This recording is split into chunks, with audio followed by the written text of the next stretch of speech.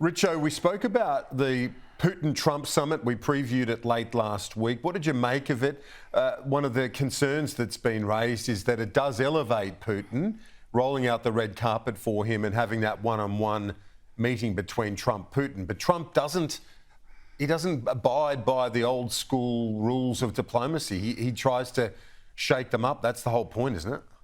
Oh yeah, well he's a very special kettle of fish. The old Trump. He has his own set of rules. He ignores the normal rules of diplomacy that nations follow. He doesn't follow any of those, and I think Putin likes meeting him because I think Putin always believes he can get more out of Trump than he's ever going to get out of anybody in America.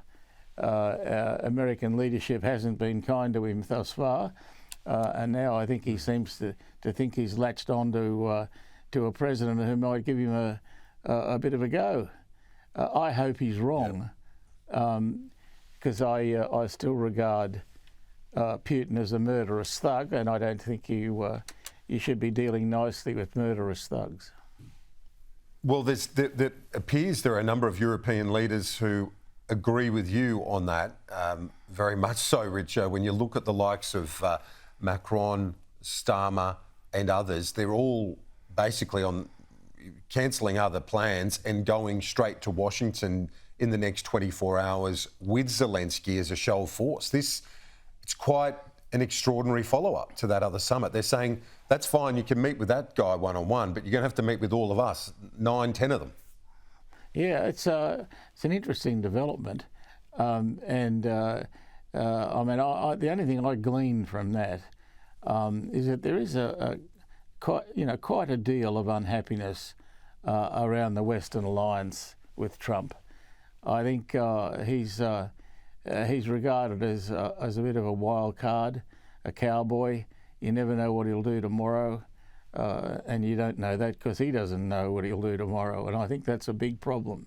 So yeah, I'll be very interested to see how it pans out.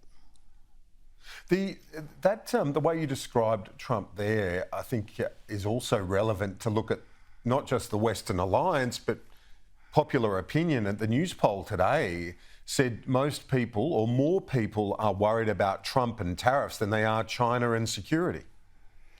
I think they should be. I think, Trump, with this stupid decision on tariffs, and it is stupid, I think it could eventually cause an enormous hole in the Western economies. And, we can't afford that. So Trump's going to be responsible, I think, for some hardship right through the West. I just hope that, Western leaders can get hold of him somewhere in a back room and thump some sense into him, because we can't afford our alliances to get fractured the way I fear they're going to be. The news poll more broadly has Labor well ahead. Obviously, we've just had the federal election. The Prime Minister's approval rating is up as well. It's interesting, a bit of a honeymoon, but this is the second time around. Yeah, he's had a few honeymoons, the old Albo, but Albo's doing really well, and I think the thing that Albo's got going for him is this likability factor. People do think he's a good bloke, and they're right. Anyone who knows him personally knows that he is a good fella, and that's coming through now in the way he handles himself as Prime Minister. Richo, thank you, my friend. We'll see you later in the week. Okay, mate. Thanks.